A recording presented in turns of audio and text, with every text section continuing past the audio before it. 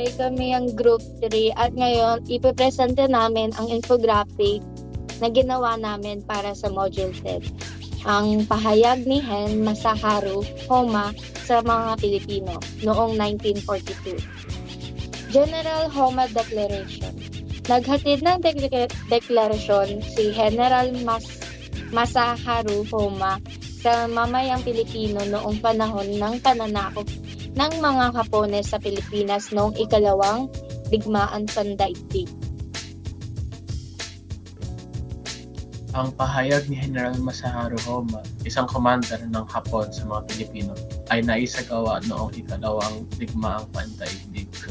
Ang pahayag ni Homa ay ibinigay matapos magsimula ang pananakop ng mga Hapones sa Pilipinas noong 1942. Sa kanyang proklamasyon, ipinangako sa ating mamamayan ng Pilipino na ang paglaya nila mula sa pamumuno ng mga Amerikano at ipinakita ng mga Hapon bilang isang tagapagpalaya sa Pilipinas. Hiningi niya ang kooperasyon ng mga Pilipino. Mga layunin ng pagsakop. Maaring naglalaman ito ng mga layunin ng Hapones na pagsakop sa Pilipinas at ang kanilang pangako sa pagpapahayag ng bagong kaayusan o pamahalaan sa bansa. Mga patakaran at batas. Maaaring naglalaman ng pahayag ang mga patakaran, batas at regulasyon na inilatag ng mga Hapones para sa mga mamayan ng Pilipinas sa ilalim ng kanilang puso. Panawagan para sa kooperasyon. Hinimok ni Homa ang pagtutulungan ng mamamayang Pilipino. Nangako siya ng kalayaan at demokrasya sa ilalim ng pamahalaan ng Hapon. Ang pinsala na dulot ng digmaan, lalo na mula sa puwersas ng Estados Unidos, ay nagdulot ng pagdurusa at kawalan para sa mga Pilipino.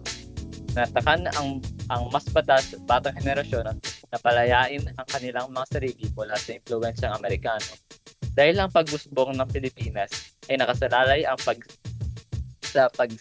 pagsasangalang mula sa nakakadiring impluwensyang ito at pagsasanib ng tunay na mga halaga ng mga Asyano. Dahil sa pulisiya ng Amerika sa Pilipinas, nagdulot ito ng pagsamba sa mga ideyal ng Europa at Amerika na nagresulta sa paglayo mula sa mga tradisyonal na values at pagpalaganap ng materialismo. Dahil sa impluwensya ng Amerika, naapektuhan ang paggalang sa hierarkiya ng pamilya at nagdulot ng kakulangan sa etika sa trabaho sa mga tao na nagresulta sa katamaran at paghahanap ng kaligayahan. So dito nagtatapos ang gawa naming infographic.